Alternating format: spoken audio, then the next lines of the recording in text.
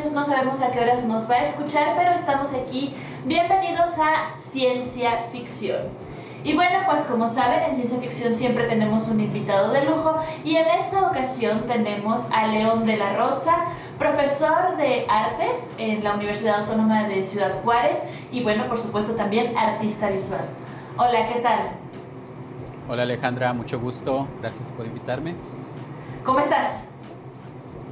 Bien, aquí en mi pueblo, en San Agustín, donde vivo en el Valle de Juárez, donde crecí y donde he estado disfrutando mucho este último año y medio de aislamiento, como me gusta. Pues sin trasladarse hasta la ciudad, no supongo, todos los días. Sí, así es. Por primera vez en mi vida adulta he tenido el tiempo de disfrutar aquí del pueblo sin necesidad de estarme trasladando todos los días y eso ha sido importante. Sí. Ok, bueno, pues vamos a adentrar. Ciencia Ficción es un podcast para los que es la primera vez que lo escuchan, donde tratamos los temas de la influencia de la ciencia y la tecnología en las artes, o al revés, ¿no? También la influencia que pueden tener las artes en la ciencia y la tecnología. Entonces, la razón de tener aquí a León, pues es que es una persona que aprovecha mucho los recursos digitales y tecnológicos a la hora de crear sus proyectos. ¿Qué te parece si nos cuentas, a grosso modo, en qué consisten tus proyectos, tu trabajo, etcétera? Bueno, típicamente yo describo lo que hago o me describo a mí mismo como remixólogo y pedagogo, en el sentido de que me gusta mucho la posibilidad de retomar lo previamente hecho, lo que ya existe, y reconfigurarlo en algo nuevo y en una experiencia previamente inexistente, que de muchas maneras la práctica docente, la práctica pedagoga, también tiene mucho que ver con retomar aquellos pedazos de cultura que ya están ahí establecidos, reconfigurarlos para crear experiencias de aprendizaje nuevas, ¿no? Y en términos de producción, también casi siempre intento incorporar de alguna manera o de otra algún video que a lo mejor hice hace 10 años, el material que fue capturado por, no sé, por ejemplo, últimamente trabajé mucho con un archivo del Museo de Arte de Ciudad Juárez, en donde reconfiguré todo el archivo y lo convertí en cientos de collages digitales para luego contar una historia acerca del museo, asumiéndolo como una nave alienígena, y eso se convirtió en un video, y se convirtió en un artículo, se convirtió en una exhibición, etcétera, etcétera, ¿no? Entonces, siempre intento ser muy consciente de lo que ya existe para no creerme nunca el mito del artista creador, lo que es uno de estos mitos perniciosos que inexplicablemente siguen con nosotros. Y ser también, pero al mismo tiempo también ser muy responsable con qué es lo que tomo, de dónde y a quién le doy crédito, ¿no? Y compartir los créditos, atribuir todo este material. Soy obsesivo de las referencias. En ese sentido, creo que también juega mucho o un papel importante mi actividad como académico. Al final de cuentas, todos los artículos que se publican es una de las primeras maneras en saber si es un artículo que vale la pena o no, es revisando las fuentes. Y entonces, en ese sentido, la tecnología digital y de redes permite que podamos todos, no más los especialistas en producción de video o en producción de audio, que podamos todos de alguna manera o de otra tomar pedazos, por ejemplo, de canciones de Eminem y combinarlos con poemas de Octavio Paz y combinarlos con bailes de, no sé, de Lady Gaga y luchas del santo, ¿no? En un entorno digital todo está convertido básicamente en el mismo tipo de contenido que puede ser remezclado de una manera libre y potencialmente liberadora, siempre y cuando haya como las condiciones necesarias para hacerlo. Entonces, esa es como la manera principal desde la que aproximo mi trabajo, tanto como productor, como docente, como académico, que al final de cuentas yo lo veo todo, o lo entiendo y experimento todo como una sola práctica, ¿no? Todo tiene como que sus vertientes en los 3 o 4 o 5 diferentes lugares que se me van ocurriendo. Híjole, me parece súper interesante esto que comentas. Me saltaron un montón de preguntas. Voy a empezar por la primera que me saltó. Y es, justo hace 2 días yo platicaba con un amigo que regresó de Michoacán, sobre esta diferencia que hay en conceptos como lo que es el artista y el creador, ¿no? ¿Tú qué nos puedes decir de eso para ver qué tan lejos o tan cerca estábamos nosotros en esta discusión? Pues creo que ya lo mencioné ahorita, ¿no? Muy de paso, el mito del artista como creador de la nada, digamos, es un tanto pernicioso porque uno de los principales efectos que tiene esta idea es que sigue limitando la posibilidad de quién puede ser llamado o quién puede llamarse a sí mismo artista, artiste, y se nos sigue repitiendo que si no tienes tú la capacidad de crear lo que eso signifique, o que también le ponemos talento, le ponemos espíritu, todas estas palabras que a mí me parecen medio intercambiables, idénticamente esotéricas, todas,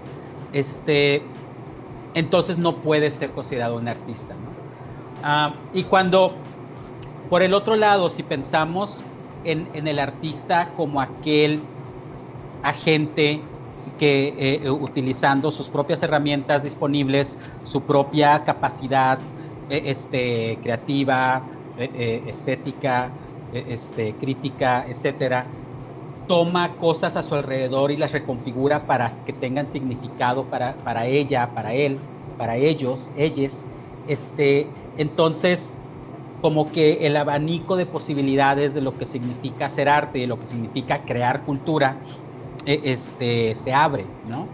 Debo decir que esto no es algo que yo estoy inventando ni nada por el estilo, ¿no? Hay un libro muy importante que se llama Cultura del Remix, publicado ya hace más de 10 años, por un abogado convertido en activista de la cultura del remix, que se llama Lawrence Lessig, que fomentaba mucho y platicaba mucho acerca de cómo la cultura, él propone esta cosa que se llama cultura RW, o que él llama cultura RW, haciendo como eco de estos discos que seguramente la mayoría de la gente ahorita ya olvidó, pero hace 10, 15 años, antes de todo moverlo en USBs, movíamos todo en CDs, ¿no? En CDs quemables que se podían quemar. Eso era como... Y ahora, había 2 tipos de CDs, unos que solamente se podían leer, que era donde venía el software privado, que tenía todos estos seguros para que no lo pudieras copiar y que no lo pudieras redistribuir y que quedara como intacto. Por ejemplo, los CDs de música que todos comprábamos en los 90s, son CDs que solamente se pueden leer, ¿no? Entonces, eso era un CD RO, Read Only. Y luego había otros tipos de CDs que eran RW, que significaban Read Write, lo cual significaba que podías tanto leer lo que había en ese CD como escribir nueva información en el CD.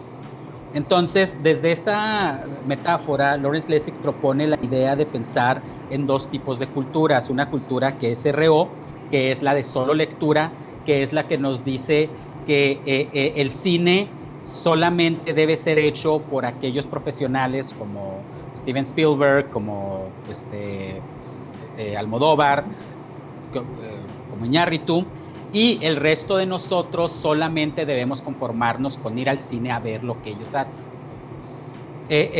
Hasta que alguno de nosotros sea suficientemente bueno o buena como para convertirse en profesional y producir su propio cine que luego otros van a poder solamente leer o ver, ¿no? Por el otro lado está la propuesta de la cultura RW, en donde que es una cultura que se lee y se escribe o se reescribe. Y desde esa perspectiva, tanto tú como yo, como mi hermano, como mi hermana, quien sea, podemos tomar los pedazos de cultura que gente como Iñárritu, como Almodóvar, esta gente que mencioné ahorita, ha producido y reconfigurarlos de tal manera que tengan más sentido para nosotros, para nuestra existencia, para nuestra experiencia. Esto no tiene nada que ver con que si es legal o no, ¿no? Esto tiene que ver con la posibilidad técnica y cultural de qué es lo que podemos hacer como usuarios amateurs y no necesariamente profesionales. Y para ello las herramientas digitales, pues bueno, como ya lo dije antes, abrieron una gran cantidad de posibilidades, ¿no? Pero a lo mejor no solamente con las herramientas digitales había esa posibilidad. Al final de cuentas, si estudiamos un poquito de la cultura del fanzine de los 70s y de los 80s, pues bueno, la fotocopiadora nos daba esa posibilidad. No sé si tú alguna vez has hecho fanzines, pero bueno, seguramente no en una fotocopiadora, ¿no? Porque también aquí ya estoy hablando de tecnología un tanto obsoleta. Pero yo todavía recuerdo en mis adolescencias, porque al parecer tuve más de una, estar parado frente a fotocopiadoras y simplemente estar construyendo nuevas configuraciones de aquello que me encontraba en revistas, que me encontraba en periódicos, ¿no? Pero antes de la fotocopiadora, también si estudiamos un poco la cultura del blues, por ejemplo, ¿no? El blues no tenía autores necesariamente identificados cada una de las canciones, sino había interpretaciones y reinterpretaciones básicamente de las mismas canciones, pero convertidas en algo propio y en algo significativo para cada una de las voces que iba retomando. Y así, si nos seguimos yendo para atrás, vamos a ver que en realidad esta idea de un solo autor haciéndose dueño, y aquí sí me quedo con autor porque tradicionalmente hablando ha sido un ímpetu masculino el de apropiarse de estas posibilidades de creación. Yo sé que hay muchas artistas mujeres que también han logrado sobresalir dentro de entorno, pero la idea de convertirnos en creadores ha sido, está ahí como relacionado con un machismo bastante tóxico, ¿no? Sí. Y este ímpetu de convertirnos en creadores únicos es en realidad bastante nuevo y no es la regla que ha dominado la creación de la cultura durante la historia de la misma, ¿no? La idea del autor, la idea del creador, pues es relativamente nueva, y sobre todo la idea de proteger los derechos de autor y de creador es aún más nueva, y casi siempre termina ahogando un montón de otras posibilidades para un montón de otra gente que podría estar produciendo lo propio, ¿no? a partir de lo que alguien más hizo, y que por cierto, nada nunca se crea en vacío, ¿no? No. Walt Disney, que es uno de los principales arquitectos de la cultura popular actual, cada una de sus historias con las que se convirtió en lo que es ahora, fueron retomadas de 10,000 otras versiones que existían antes. No pagó un solo centavo por derechos de reutilizarlo. Y luego ya se hizo dueño, por ejemplo, de la narrativa del Rey León, que no es más que, no es más que Hamlet, hecha con animalitos, pero ahora si tú te atreves a tomar el Rey León, pues aguas, ¿no? Porque te va a caer ahí el chahuizle de los derechos de copia y derechos de distribución y derechos de autor. Creo que ya deambulé un montón, no sé dónde te perdí o si algo de eso te hace ruido. No, nada más quería como comentar que creo que, tal vez me equivoqué, justo en la plática que tenía con mi amigo estábamos diciendo que esta cosa del creador y todo realmente sí es muy reciente. Pero quería comentar que de alguna manera, no totalmente, pero sí de alguna manera los que nos dedicamos a la escena comprendemos un poco este remix, ¿no? Porque finalmente nosotros tomamos autores, tanto contemporáneos como de cualquier época, pero las obras que presentamos no están tal cual, están diseñadas para ser presentadas. Siempre hacemos reinterpretaciones y esa reinterpretación tiene que ver con un trabajo bien intenso que a lo mejor hizo el director de la escena, pero también luego tiene que ver con otro trabajo que hizo el iluminador, con otro trabajo que hizo el encargado de la música, para concluir con el trabajo del actor, que también tiene sus propias escrituras dramáticas sobre ese mismo texto, que ya es otra cosa. Y entonces se vuelve un remix de todo este tipo de artistas, generando un solo producto, pero que tiene una uniformidad, por decirlo de alguna forma.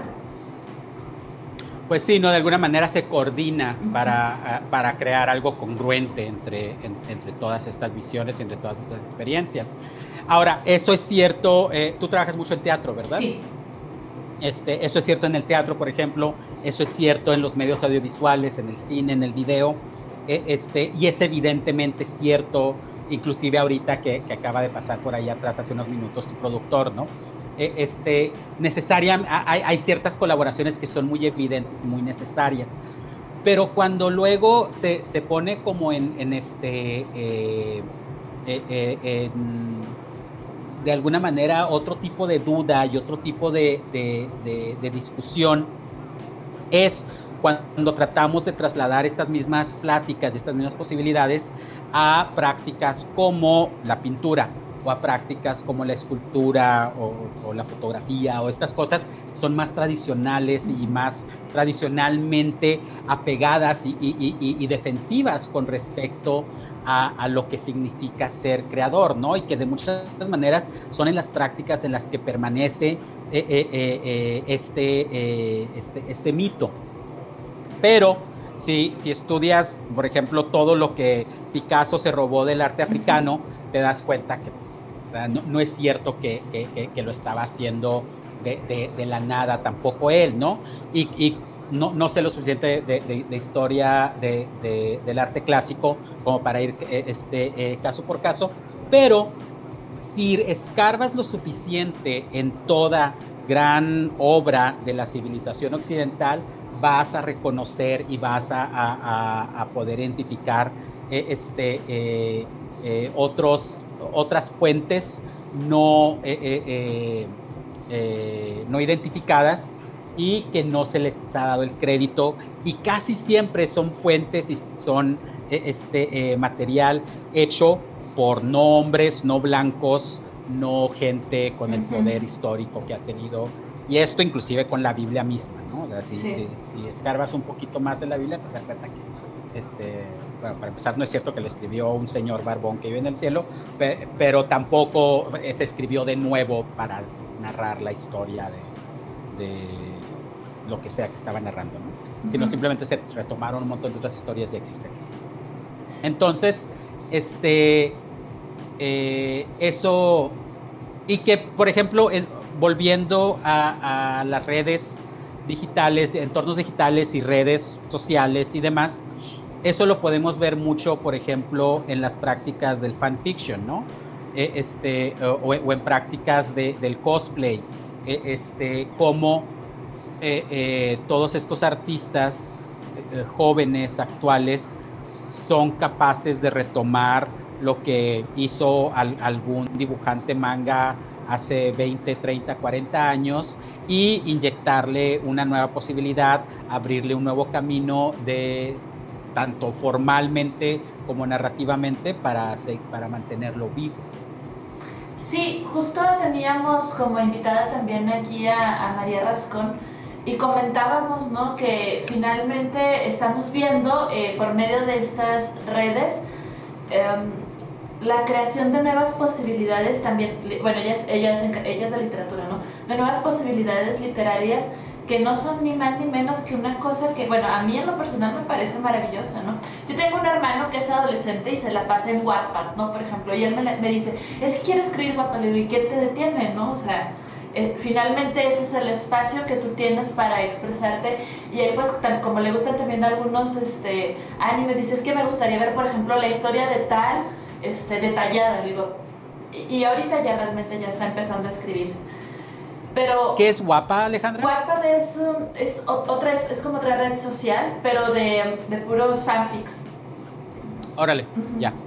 Sí, de adolescentes, entonces está bastante interesante. Bueno, obviamente no es exclusiva de adolescentes, pero la mayoría. Pero son de los lugares en los que se refugian, ¿no? Luego. Exacto. Entonces me parece un ejercicio maravilloso, por ejemplo, que puedan tomar ahí ellos las cosas que les gustan y reescribirlas.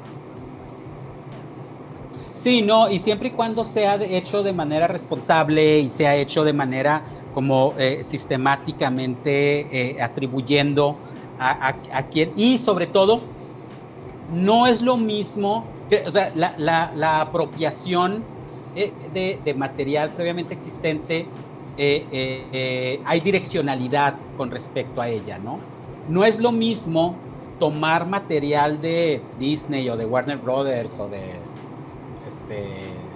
estudios de Ghibli, ¿sí? Que son pedazos de cultura que han estado moldeando y dominando lo que consumimos, ¿no? Por gusto o a lo mejor hasta a la fuerza, ¿no? No es lo mismo tomar material hecho por Nike, por ejemplo, que nos bombardea todos los días con sus comerciales, a tomar y transgiversar una historia de origen de alguna cosmovisión de un pueblo originario que ha sido desplazado y borrado de la historia del Estado mexicano, por ejemplo, y luego decir lo que yo estoy haciendo es simplemente remezclando. No, porque ahí te estás aprovechando de una gran laguna que existe en la cultura y simplemente estás como canibalizando este material que ni siquiera figura en la cultura dominante, ¿no?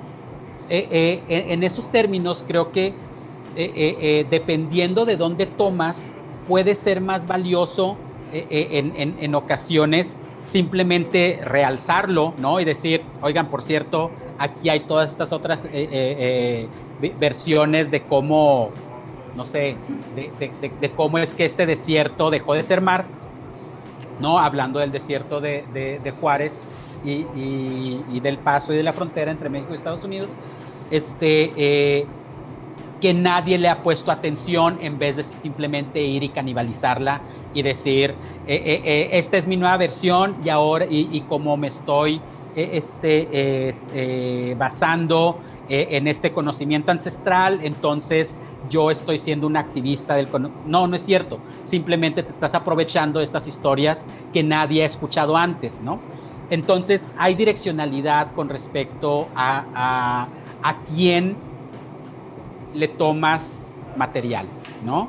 Y eso es algo que yo intento ser muy como cuidadoso y responsable con respecto no solamente a lo que yo produzco, sino también a cómo es que, porque este tipo de prácticas también las utilizo mucho en clases, pero y en ese mismo sentido, en cómo comunico y en cómo comparto estas prácticas con mis estudiantes.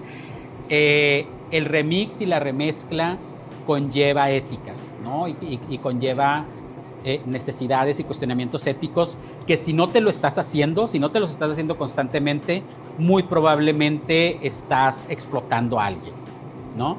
Entonces, el remix no tiene que conllevar, no necesariamente conlleva explotación, y la explotación no es necesariamente remix tampoco, ¿no? Sí, bueno, como para poner otro ejemplo que tiene que ver con algo, es los casos tan sonados que han salido con los diseños de modas, ¿no? Por ejemplo, de los pueblos originarios, de grandes diseñadores de modas que toman estos modelos y los replican y no dan crédito a las personas que realmente tienen pues incidencia directa con este tipo de trabajos. O si dan crédito o no dan ningún otro tipo de beneficio, ¿no? Y este es un caso, fíjate, precisamente, yo no soy estudioso a profundidad de estos casos, pero uno de los temas recurrentes que suenan mucho a la hora de platicar de, bueno, ¿cómo es que estas diseñadoras europeas o de cualquier otra parte del mundo son capaces de simplemente apropiarse de estos diseños? Pues bueno, porque esos diseños no tenían protección de derechos de autor, ¿no? Es más o menos como que la cantaleta. Entonces, por eso es importante protegerlo todo bajo derechos, bajo un registro de derechos de autor. Sin embargo, volviendo al tema de que el concepto de autoría no es necesariamente, o de un autor o una autora, no es necesariamente la manera natural en la que suceden las cosas, nos damos cuenta de que muchos de estos diseños originales no tenían derechos de autoría porque no hay un solo autor a quien se le pueda asignar tal derecho, ¿no? Es toda una comunidad o es todo un pueblo que incluye toda una historia, que incluye toda una relación con el material, etcétera, ¿no? Con una cosmovisión, etcétera. Entonces, no hay manera verdadera de asignarle un derecho de autor a un diseño que no tiene un autor como nosotros entendemos la posibilidad del artista creador, ¿no? Que volvemos a lo pernicioso que resulta esta idea. Quiero hablar un poquito de algo, de algunos de tus tweets que me parecen muy interesantes, que es totalmente tu terreno, que es algo que yo desconozco totalmente. Hace unos meses tuve la posibilidad de tomar un taller muy bonito con Silvana Cligari, ella es argentina, de realidad virtual, ¿no? En cuestión de arte. Y nos tocó así como muy levemente, pero con mucho interés, el tema del NFT. Sí. Y luego, después de verlo con ella, ¿qué será? Como a las 2 semanas, las volvimos a ver en un grupo de WhatsApp que tenemos donde hablamos cosas de ingeniería. Pero bueno, se tocó el tema. Entonces, ¿nos explicas qué es esto? Bueno, primero que nada, debo aclarar que mi explicación va a estar necesariamente sesgada con desde mi perspectiva. A grandes rasgos, lo que es un NFT es un proceso de transacción que utilizando lo que se llama blockchain, que básicamente son un montón de computadoras trabajando al mismo tiempo como si fueran engranes, logra validar un archivo digital como el archivo digital, ¿no? Este, y esto puede suceder, de esa manera funciona las criptomonedas, ¿no? Por ejemplo, ¿cómo sabemos que una criptomoneda, por ejemplo, cuando tú abres tu cartera, estaba buscando mi cartera, pero no la tengo aquí en la mano, cuando tú abres tu cartera y sacas un billete de 20 pesos, tú sabes que ese billete es específicamente singular porque tiene un número de serie, porque tiene ciertos sellos, etcétera, ¿no? Obviamente las criptomonedas no tienen nada de eso porque no hay un papel que pueda ser impreso con esta información. Entonces, esta información está generada a partir de un montón de computadoras trabajando juntas como engranes para decir, este criptopeso, no existen los criptopesos, pero digamos que existieran, este criptopeso en efecto es el criptopeso que Alejandra compró de León hace 3 días y en esos 3 días este criptopeso haga subido de valor X cantidad de dinero. Estoy seguro que ahorita hay un montón de, no sé si en tu audiencia haya ingenieros de sistema que están diciendo, pero se le está olvidando todos estos detalles. Hay muchos detalles que obviamente sí. Tampoco no soy ingeniero de sistemas, pero a grandes rasgos esa es una manera de pensarlo. Ahora, esta misma tecnología se empezó a utilizar para validar archivos digitales. Y NFT significa Non-Fungible Token, o sea, es un token no reemplazable, ¿no? Que aun y cuando sea igual uno al otro, no es igual en términos de la historia que hay detrás de las transacciones y cómo, de dónde ha ido ese archivo a dónde. Me parece que fue como en el 2015 o 2016 que la idea de aplicar esta tecnología a archivos digitales, que podemos llamarles arte, empezó a circular.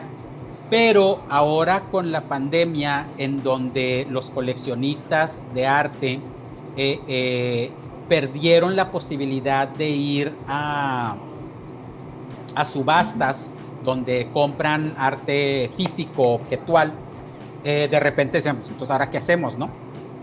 Entonces, recordaron que ya existía esta tecnología, que es el NFT, y empezaron a utilizarla para validar ciertos archivos digitales como un archivo original. ¿Qué significa esto? Que digamos que yo tengo un GIF animado, ¿no? Si yo subo ese GIF animado a mi Twitter, el GIF animado que tú ves en tu línea de tiempo de tu Twitter, cuando yo hago el tweet, ya no es el mismo tweet animado, ya no es el mismo archivo, ¿no? Ya fue otro archivo. Y luego ese archivo genera una copia en tu memoria caché, en tu computadora, y luego tú lo puedes descargar a lo mejor, y eso va a generar otra copia en tu computadora, etcétera, etcétera, etcétera. Pero si yo me hubiera tomado el tiempo y la molestia y los recursos necesarios para validar el tweet, el GIF animado original que se queda en mi disco duro como el GIF animado original, entonces yo hubiera podido generar un NFT que dijera, ninguno de esos GIFs animados que tú tienes en tu computadora o que tú ves o que cualquier persona ve en su línea de tiempo o que se guardó en tu memoria caché, etcétera, etcétera, ninguno de esos son los originales. El original es el que yo tengo y que yo registré como tal. Ojo, no necesariamente tengo que ser el que produjo ese GIF animado para registrarlo, ¿no? Simplemente tengo que ser el que lo registra. Okay. ¿No? Las dos cosas no son necesariamente las mismas. Y luego, lo que los coleccionistas les dio por comprar el último año eran NFTs que eran capaces de demostrar que ese era el NFT original, ¿no? Por eso, de repente, no sé qué tan al tanto te mantuviste de esto, pero de repente Jack Dorsey, el creador, fundador de Twitter, vendió su primer tweet. No me acuerdo ahorita cuál fue su primer tweet, ¿no? No me acuerdo qué es lo que decía. Pero vendió su primer tweet como un NFT. Y luego las discusiones eran, pero eso es arte, pero eso no es arte. La verdad es que no importaba si era arte o no. Lo único que importaba es que era un pedazo de información digital, un archivo digital que podías validar como original a través de estos procesos que producen los NFTs. Y básicamente lo que se está comprando cuando se compra un NFT o lo que se está vendiendo cuando se vende un NFT es como las escrituras, digamos, ¿no? De una casa que no existe, okay, que solamente existe en pantallas, pero que tú tienes esas escrituras que dices, yo soy el dueño de las escrituras originales, y cualquier otra casa que pudiera ser producida en esta misma forma, en este mismo lote, bla, bla, bla, no va a ser la original porque yo tengo esas escrituras. ¿Tuvo sentido esto o te perdí en algún lugar? No, tiene todo el sentido del mundo. Ok, ahora, ¿cuáles son los problemas con los NFTs desde mi perspectiva? Ay, me robaste la pregunta. ¿Perdón? Me robaste la pregunta. Sí. Porque seguramente viste muchos tweets míos haciendo berrinches sobre NFTs, ¿no? Y sigo haciendo berrinches. Nomás que ahorita ya reventó esa burbuja y ya como que Uno, no están hechos, los NFTs no es cierto que fueron producidos con el beneficio de los productores y productoras en mente. Por lo menos no como han sido explotados y minados durante el último año de pandemia. Han sido explotados y minados para el beneficio de los coleccionistas, ¿no? Porque uno de los principales problemas, entre comillas, que tiene el arte digital es que es muy difícil establecer una pieza original o un pedazo de arte digital como una pieza original. También es muy difícil hacerlo en pintura, por cierto, necesitas estudios y un montón pero de eso no nos gusta hablar mucho. Pero todos entendemos que un GIF animado es un GIF animado, es un GIF animado, y cualesquiera copias que tengamos, si se ve igual, entonces es el mismo.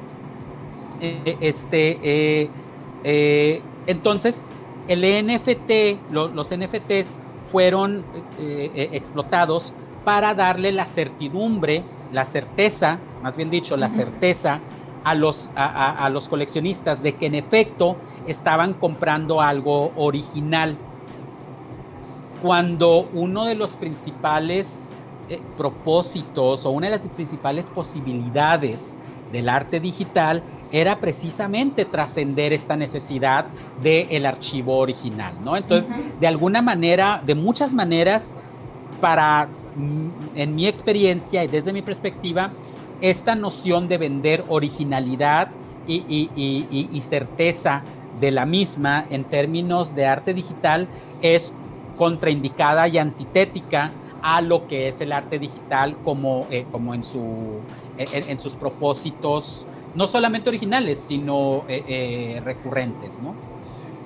Segundo, el hecho de que no tengas que ser el creador o la creadora del pedazo de arte digital para registrarlo como un NFT ha posibilitado que, por ejemplo, grandes compañías productoras de videojuegos tomen los diseños de un montón de artistas a los cuales se les pagó simplemente una vez por diseñarlo, por diseñar, no sé, algún entorno, por diseñar algún personaje, y decir, yo voy a registrar esto como un NFT, aun y cuando ellos solamente le pagaron a un artista para de verdad producir todo este contenido.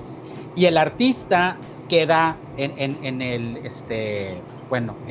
el olvido, ¿no? Que eso no es muy diferente a lo que sucede, por ejemplo, con la música y cómo los derechos de distribución y de copia y de autoría de la música rara vez pertenecen a los artistas que le escribieron, ¿no? Si quieren saber más de esto, revisen toda la pelea que tiene Taylor Swift, por ejemplo, con sus disqueras, y el hecho de que recientemente relanzó, no sé si su primer disco, su segundo disco, la verdad, no sigo su carrera en términos de lo que produce, más bien la sigo en términos de lo que propone, de cómo distribuir su música, pero relanzó su primer disco para hacerse una vez más dueña ella de ese, o su segundo disco, lo que espera, para hacerse dueña ella una vez más, y que la disquera con la que trabajaba antes ya no fuera dueña de ese disco, ¿no? Entonces, es otra manera de explotar a los artistas. Tercero, no es cierto que en su gran mayoría los beneficiarios de este boom de los NFTs hayan sido artistas desconocidos. Por el contrario, los grandes beneficiarios del boom del NFT del último año fueron artistas ya establecidos, inclusive gente como Damien Hirst, que no sé si lo ubicas, pero Damien Hirst es este artista que me parece bastante aberrante, que hace cosas como recientemente hasta el INAH lo demandó porque el vato replicó el calendario azteca en algún museo de Europa, simplemente porque dijo, entonces ahora yo... también es el que hizo la cosa esta horrible, una calavera llena de diamantes, que se llamaba Por el amor de Dios, ¿no? Sí, ya. Que es una vil copia de las calaveras de azúcar que se produce en todos los lugares de México, en algunos más que en otros, durante el Día de los Muertos, ¿no? El último... la última subasta, pues, que yo vi realmente, o sea, para complementar esto que dices de que realmente no son muchos los beneficiarios, es la subasta que hizo Sofía, la robot. Sí. Esa fue la última que yo supe. Sí, y creo que ya empezó como que a decaer el interés en los NFTs, porque ahora sí, ya otra vez los grandes coleccionistas ya tienen subastas que han estado empezando a suceder de nuevo en la vida real, ¿no? Entonces, la otra subasta muy famosa de NFTs fue de Grimes, ¿no? La cantante que es pareja de Elon Musk, uno de los hombres más ricos del mundo actual, y pues bueno, también sus NFTs se vendieron como... Entonces, como cualquier otro artilugio del capital, los NFTs rápidamente fueron utilizados para beneficiar a los que más tienen y explotar a los que menos posibilidades y menos acceso tienen a estas posibilidades, ¿no? Entonces, insisto, sé que me estoy saltando un montón de detalles, pero a grandes rasgos, desde mi experiencia y desde mi perspectiva, eso encapsula mucho de lo que es el NFT. Sí, justo de eso, pues de eso es de lo que nos preocupaba, ¿no? O sea, de cuando, por ejemplo, el arte comunitario, que Internet por sí solo puede generar sus propias comunidades artísticas, pues son apagadas, ¿no? Por esta necesidad de los artistas ya establecidos, de los que ya están así como en la cumbre, y borran pues todo este rastro de lo que se está generando en la red, que en la red se genera muchísimo contenido de mucha gente que no tienes ni idea de quiénes son, pero que hacen cosas bastante interesantes. Claro, ¿no? Y uno de los principales ejemplos de eso son los memes de internet, que parte como importante de un meme de internet es que cuando tú participas, tú como individua no puedes crear un meme de internet, tú solamente puedes participar en un meme de internet. porque lo que lo hace meme es la posibilidad y la capacidad de ser arropado y modificado por N cantidad de usuarios al mismo tiempo de forma consecuente, ¿no? O subsecuente, perdón. Entonces, en ese sentido, sería o es ridículo pensar que cada uno de estas personas, por ejemplo, si pensamos, ahora que es julio, seguramente a todo el mundo les llegaron un chingo de, ¿sí puedo decir majaderías? Sí. Sí. Seguramente a todo el mundo le llegó un chingo de fotografías de Julio Iglesias diciendo, es la mitad de julio, ¿no? Y está Julio Iglesias a la mitad, o el 24 de julio y es Julio Iglesias con un 24 de Tecates. Es ridículo pensar que mi compa Chuy, que me manda estos memes, es el autor de esos memes, ¿no?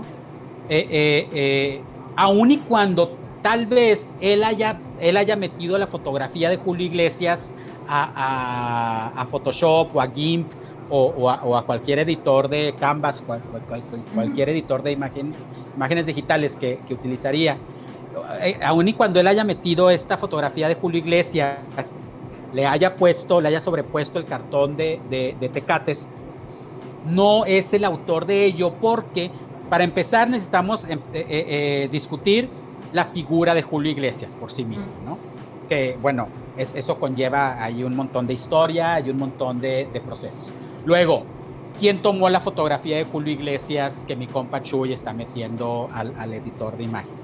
Luego, ¿quién tomó la fotografía del 24 de Tecates que están utilizando? Bla, bla. Luego, ¿a quién se le ocurrió mercadear las Tecates como 24s? Luego, ¿quién fue el primero o la primera que dijo, mira, es Julio, así como Julio Iglesias, como el nombre Julio, entonces estaría cura decirle a Julio, el mes de julio, identificarlo con fotografías de Julio Iglesias? Todo eso es absolutamente imposible de rastrear, ¿no? Y si quisiéramos de verdad rastrear cada uno de estos autores para identificar de dónde viene esta pieza del 24 de julio, que es la fotografía de... Pues, ¿quién tiene el tiempo y a quién le interesa hacer eso, ¿no? Claro. En realidad, ¿para qué? Sí, si solo nos queremos divertir, ¿no? Exacto, ¿no? Entonces, ese tipo de redes y ese tipo de fenómenos, pero ahora, solamente nos queremos divertir, también puede ser ahí como peligroso, porque muchas veces pensamos que el querernos divertir significa que ya no es importante. Sí, claro. Pero en realidad, la diversión a través de memes de internet se ha convertido en uno de los fenómenos culturales y creativos más importantes de los últimos 5 o 15 años. Yo hice toda mi tesis doctoral sobre memes de internet, ¿no? Entonces, en términos académicos también. Y de hecho, cuando yo la hice, yo terminé mi doctorado en el 2015, literalmente habíamos como 5 tesis doctorales y un libro sobre memes de internet. Lo sé porque los leí todos, ¿no? Para hacer la mía, aparte de mis propios estudios y de mis propios talleres. Y ahora si buscas en Google Académico, por ejemplo, memes de internet, te van a salir, no sé, infinita cantidad de artículos y de disertaciones, de tesis, etcétera, en tan solo 6 años. Uh-huh. Entonces, obviamente, es un fenómeno importante. ¿Por qué empecé a hablar de esto? Ya se me olvidó. Porque yo dije, solo nos queremos divertir y lo entrecomillé. Pero estábamos hablando de Julio, estábamos hablando de si hacemos toda esta investigación y quién realmente tiene el tiempo. Sí. Bueno, entonces, volviendo al tema de los NFTs, pensemos en que mi compa Chuy se tomara la molestia y los recursos necesarios para registrar ese 24 de julio como un NFT, y que si él tuviera las conexiones necesarias y la proyección necesaria, etcétera, lo podría vender como si fuera en una subasta de, no sé, y terminara ganando miles de dólares por ello, ¿no? O cientos de miles de dólares. Suena ridículo porque es ridículo, ¿no? Ahora, es igualmente ridículo pensar que, por ejemplo, el tema más reciente es Hunter Biden, el hijo del, del presidente estadounidense, que se declaró de repente artista y que de repente ya se está subastando sus pinturas y sus dibujos en altísimos precios, simplemente porque tiene un apellido y porque tiene ahí como que las proyecciones necesarias en términos políticos y en términos económicos, sin haber hecho nada en un terreno cultural o creativo antes de esto, ¿no? Antes de que lo olvide, Angélica, otra cosa que olvidé mencionar sobre los NFTs, perdón, es su impacto ecológico. Precisamente porque dependen de cientos de computadoras funcionando todas al mismo tiempo durante largos periodos de tiempo, el validar un archivo digital como un NFT original tiene un impacto ecológico importante en términos de calentamiento global y en términos de contaminación ambiental, ¿no? Que es como que otra de las cosas aberrantes de esta cosa.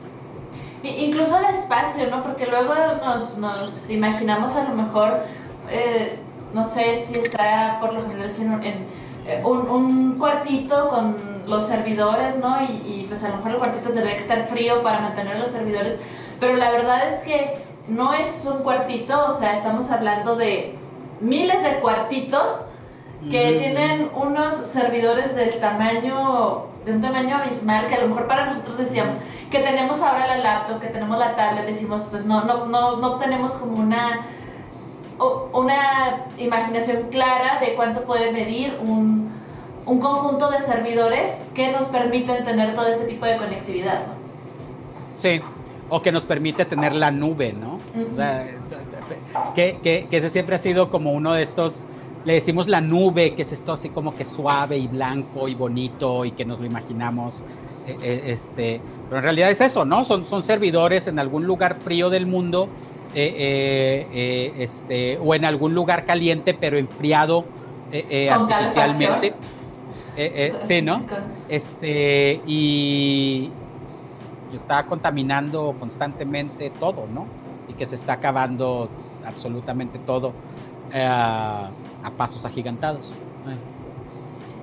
Entonces, bueno, no quiero cerrar sin antes hablar de las obras. Digo, yo quería como tener así como más claro. Yo me dedico a dar la materia de artes, me enfoco totalmente a teatro porque es lo que yo domino, ¿verdad? No puedo meterme a cosas que no son mías, pero de pronto sí luego me doy como la libertad de decirles a mis alumnos, vamos a hacer un GIF, ¿no? Y entonces ellos sí se quedan así de que, maestra, es la materia de artes, ¿por qué vamos a hacer un GIF? Y yo, vamos a hacerlo, chicos, miren.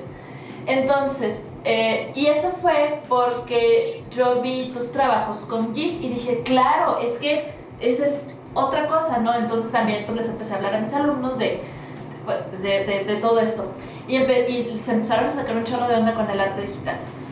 Pero todo esto lo saco a partir de un trabajo que no es GIF, es que así me desvío yo también, que es el de los árboles en mi desierto, o ¿cómo se llama? De mi desierto. Árboles de mi desierto. Ese fue el que yo vi y que me pareció impactante. Me pareció también muy importante, no solo en su construcción, sino también en la cuestión comunitaria, de que tienes tus textos son bastante chicanos, bastante fronterizos, tienes palabras en español, en inglés, y se va conformando ahí el poema, ¿no? ¿Qué nos cuentas de este proyecto? Bueno, Árboles de mi desierto, supongo que el que viste es el que se llama Wind Songs, ¿no? Sí. Sí, que es el único que está así como que formalmente ahí disponible. Ajá, sí, ese. Canciones de viento.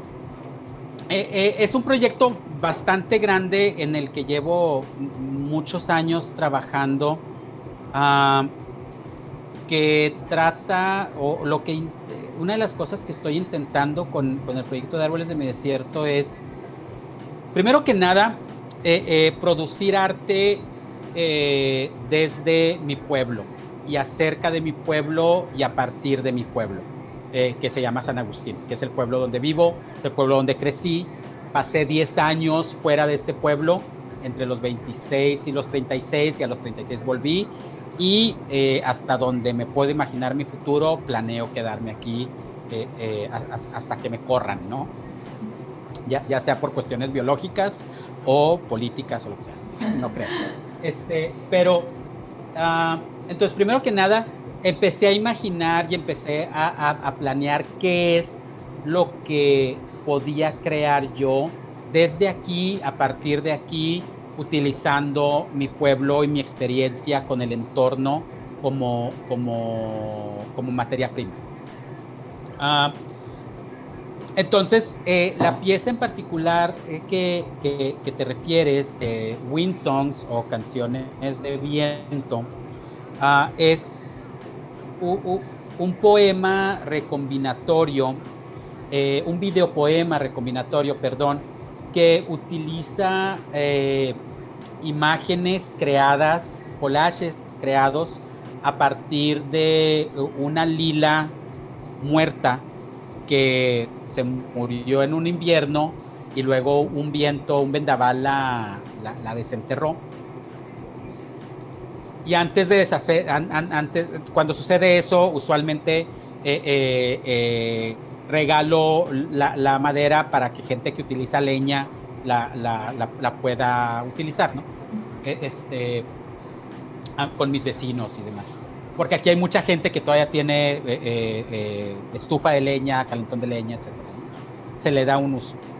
Antes de deshacerme de la madera, antes de regalarla, me puse a crear estos collages digitales utilizando un dispositivo de videojuegos portátil, se llaman PS Vita, que tiene una cámara panorámica que es muy sencillo engañarla y hacerla creer que está tomando un panorama, pero en realidad soy yo simplemente cambiándome de ángulo y demás y tomando imágenes, creando o generando imágenes imposibles básicamente a partir de corteza de árbol, a partir de como la tierra alrededor, etcétera. Entonces, estas imágenes que viste no están creadas con ningún manipulador de imágenes en donde yo me sentara a configurarlo como quería, sino están creadas como en tiempo real, yo hincándome al lado del árbol, tratando de capturar como el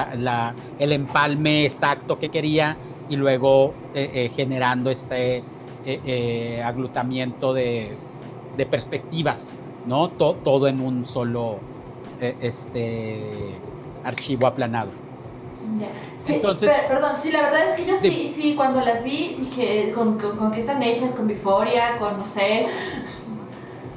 No, con eso, con una cámara panorámica que es fácil engañar, ¿no? Que cada vez las nuevas, ahorita ese PS Vita es un dispositivo de juegos ya obsoleto, pero que yo lo mantengo y lo cuido mucho precisamente porque esa cámara ya es muy difícil. Las cámaras nuevas panorámicas son muy difíciles de engañar. Luego se dan cuenta cuando estás tratando de hacer algo que no es un panorama estrictamente establecido como ellas reconocen el panorama. Ya sé que esto es así medio paranoico, ¿no? Las cámaras hablan, pues sí hablan y sí tienen agencia. No en los términos de que se van a apropiar de nuestro mundo, en términos de qué es un panorama, y te lo eliminan. Las nuevas aplicaciones de cámaras panorámicas te eliminan el panorama que ellas reconocen como algo que no es un panorama, ¿no? Entonces, en ese sentido, esta app es algo y este dispositivo lo cuido mucho por eso. Pero en fin, volviendo a Canciones de Viento, una vez que tenía, otra vez, no sé cuántos collages panorámicos produje a partir de mi árbol caído, empecé a estudiarlos y a ver qué es lo que me decían, ¿no? Y de qué manera se podían convertir en algo como coherente y congruente entre ellos. Y siempre he sido muy aficionado a la poesía de un grupo de los 60, 70, 80, que se llamaba Oulipo, Oulipo, que es el taller de literatura potencial, en francés, o brut, bla, bla, bla, potencial. Y que en algún momento produjeron un libro que se llamaba algo así como 100,000 poemas. Y era un libro que la idea era que tú podías recortar las estrofas de 100 poemas y podías ir como escogiendo la estrofa primera del poema quinto y combinarla con la estrofa segunda del poema décimo, etcétera, y al final podías construir 100,000 diferentes variantes del mismo poema, ¿no? Entonces, utilizando un software que se llama Corsaco, que básicamente lo que Corsaco te permite es crear películas de base de datos, es básicamente como un libro de escoge tu propia aventura, ¿no? Que dice, pásate a la página 15, pero aquí simplemente lo que haces es hacer clic en los diferentes videos a los que quieres proseguir. Tú vas creando tu propio camino. Entonces produje este poema recombinatorio a partir de, ahorita olvido cuántas son las partes como modulares, creo que son, es 1, 3, 7, 9, me parece que son 9 partes, 9 módulos que se pueden recombinar en una cantidad que nunca me he dado la tarea de contar exactamente cuántos son los poemas que puedes producir con tu propio recorrido, ¿no? Y luego, como se convierten en loops, pues bueno, puedes durar ahí todo el tiempo que quieras. Y luego, entonces, empecé a trabajarlo de esa manera, pero ahora la idea el otro cuestionamiento era, bueno, ¿de qué van a ser estos poemas, no? Porque estaba muy seguro de que no quería hacer poemas sobre la naturaleza, por ejemplo, ¿no? O de, bueno, sí, sobre la naturaleza, pero no solamente así como que estos poemas o esta poesía que celebra el entorno natural por cosas que a mí me parecen como que muy superficiales, los colores. Sí. Entonces empecé a pensar y a desarrollar esta idea de la vida en horizontal y de cómo el desierto, y no es desarrollar, sino a reconocer cómo en el desierto las vidas que perduran son las que logran extenderse lo más pegado al suelo posible, y las vidas que más están en peligro constante son las que crecen de forma vertical, porque a lo mejor la tierra, la arena no es suficientemente fuerte para sostenerlas, a lo mejor los vientos en estas planicies corren tan rápido que los desentierran. A lo mejor la verticalidad más bien viene en profundidad, ¿no? Y no hacia arriba, para poder meter las raíces hasta las lagartijas que sobreviven, son las que están pegadas al suelo y simplemente como que reptan las serpientes, etcétera, ¿no? Uy, perdón, ¿ibas a decir algo? Sí, perdón si se me por la metáfora, ¿no? Pero es que de pronto es que como que uno siempre tiene referencia de todo. Y justo el otro día estaba platicando con otro gran artista que ya estuvo invitado aquí también, con Enrique Aguirre. Hace, no te miento, unos 2 o 3 días estábamos hablando de que justo Juárez como tal, en su arquitectura y en su forma social, es horizontal totalmente, ¿no? Y bueno, ya, era la metáfora del desierto nada más. Sí, no, y está incluida ahí, ¿no? Algo que a mí me fascina es cuando vienen artistas invitados de ciudades como Ciudad de México, bueno, por ejemplo, mi pareja, Bianca, que recientemente se mudó a vivir aquí conmigo, ella es de Ciudad de México originalmente, ha vivido toda su vida en Ciudad de México, y una de las primeras cosas que sucedió la primera vez que vino aquí es, no podía creer la cantidad de cielo que puedes ver porque todo está chaparro, ¿no? En Ciudad de México nunca puedes ver más que pedacitos de cielo entre edificio y edificio, ¿no? Pero bueno, todas estas horizontalidades empecé como que a reconocerlas y a hacerme fan de ellas. Y aunado a esto, la idea de que había sido un árbol tal vez innecesariamente alto, que requería cantidades inusuales de agua en un desierto como el nuestro, empecé a pensar esta necesidad de crecer hacia arriba como el mito o la idea de lo que pensamos cuando pensamos en progresar, ¿no? Y cuando pensamos en progresar, pensamos en crecer, ¿no? Hasta nos reímos, ¿no? ¿Cómo has crecido? Pero a los lados. Cuando alguien en vez de estar alto simplemente engordó. Y lo decimos como una burla, ¿no? Crecer a los lados es malo, crecer para arriba es bueno. Entonces, en términos generales. Entonces, todo el poema de Canciones de Viento que puedes ir creando tú, y que es un poema en palincesto, porque hay como que diferentes capas para cada una de tus decisiones, la idea es generar reflexiones acerca de la noción de progreso, y si esta noción de progreso es en realidad la única a la que nos debemos aferrar, o que si debemos empezar a creer en otros tipos de progresos. Y este es un poema, un videopoema que está disponible en línea. Te agradecería, si donde sea que publiques esto, pusieras ahí el enlace. Y pues bueno, gratuitamente y todo.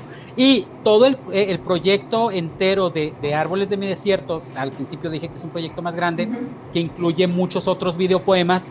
En algún momento estoy trabajando para convertirlo en una exhibición virtual que toda gire en torno a la idea de progreso en un pueblo como en el que vivo, como San Agustín, que está justo como a las orillas del municipio de Juárez, demasiado lejos de Juárez, como para obtener los beneficios del municipio, ¿no? De un municipio grande como pero al mismo tiempo demasiado cerca como para adquirir otro tipo de identidad, una identidad más afín al ejido, por ejemplo, que técnicamente es un ejido, San Agustín, pero es un ejido cuyas tierras en su gran mayoría ya han sido privatizadas por gente como la familia Fuentes, etcétera, ¿no? Gracias a la reforma, a las reformas y privatizaciones que venimos heredando desde Salinas de Gortari, ¿no? Entonces, este es como el tipo de cosas que estoy explorando con este proyecto de Árboles de mi Desierto, del cual Wind Songs, Canciones de Viento, es uno de los componentes. Es el primer componente que está ahí ya como finalizado, ¿no? En su forma final, y que ya ha sido publicado en algunos journals, festivales y demás. Gracias por verlo. Sí, bueno. ¿Qué te parece? ¿Cómo fue tu experiencia viéndolo? Pues de entrada, o sea, bueno, yo siempre me estoy preguntando cosas. Y o sea, lo primero fue así el origen de las imágenes, ¿no? Para mí eran así como... Está raro, pero está coherente, está lindo, pero está diferente, pero no entiendo cómo se crearon estas. O sea, yo empecé así, sí, de seguro fue Euphoria, o de seguro fue un software de este tipo, ¿no? Ahora que ya tengo la respuesta, es así como que ¡ah! Ajá. Y luego de inmediato fue pasar a los poemas, ¿no? A los textos, a al conjunto pues ya de los textos, con las imágenes, con la música, porque además hay una instrucción muy importante, ¿no? Ahí de ten tus audífonos, ten lo que, y entonces estar escuchando estos vientos, ¿no? Fuertes y leyendo esto del progreso. Y también me pareció muy interesante la cosa del bilingüismo, ¿no? Dices, es que sí somos. Sí, el Spanglish es como una piedra angular de todo lo que, casi de todo lo que hago. Casi siempre escribo en Spanglish. Y sí, se ha convertido en una de mis herramientas principales. El viento, nomás como nota, también fue grabado aquí en San Agustín en caminatas muy largas que suelo tomar cada mañana. A veces me salgo con mi grabadora y simplemente voy grabando, ¿no? el viento, el camino, los pasos, los perros, por ahí me ladran perros, ¿no? A cada rato me atacan. Pero sí, todo está producido en San Agustín y hecho desde San Agustín, sí. Qué bueno que te gustó y qué bueno que tuviste ahí una experiencia interesante con ello. Sí. Y bueno, pues vamos cerrando, vamos concluyendo. ¿Algún mensaje final? Redes, no sé, donde quieres que la gente te encuentre o no te encuentre. No, pues bueno, lo que utilizo es Twitter, que soy León-DLR. Hago muchos berrinches de muchas cosas, de repente no hago nada y duro mucho tiempo sin publicar nada, pero pues bueno, ese es como el principal lugar en el que se puede interactuar conmigo, es donde a cada rato interactuamos tú y yo, ¿no? O bueno, no sé si a cada rato, pero frecuentemente. Mi página es leondelarosa.org. Más que una página, es básicamente como una colección de enlaces de cosas que pueden ver mías. Mi última exhibición individual ya fue de febrero del 2020, o sea, ya tiene más de un año, pero todavía está en línea. Se llama El Cuarto del Remix, The Remix Room. Su versión digital, su versión virtual sigue ahí en línea. No sé si ese tienes el enlace, si no lo tienes luego te lo paso. Sí, ese no lo tengo. ¿No lo tienes? Ok, ahí luego te lo paso y lo puedes publicar también donde cuelgues esto, te lo agradecería. Y pues bueno, estoy en la Universidad Autónoma de Ciudad Juárez, en el Departamento de Arte también, mientras no me saquen de ahí estaré. Y pues bueno, si se les ocurre algo de qué platicar, siempre estoy dispuesto a conversar. Bueno, perfectísimo, muchísimas gracias. Acaban de escuchar a León de la Rosa y esto fue Ciencia Ficción. Muchas gracias.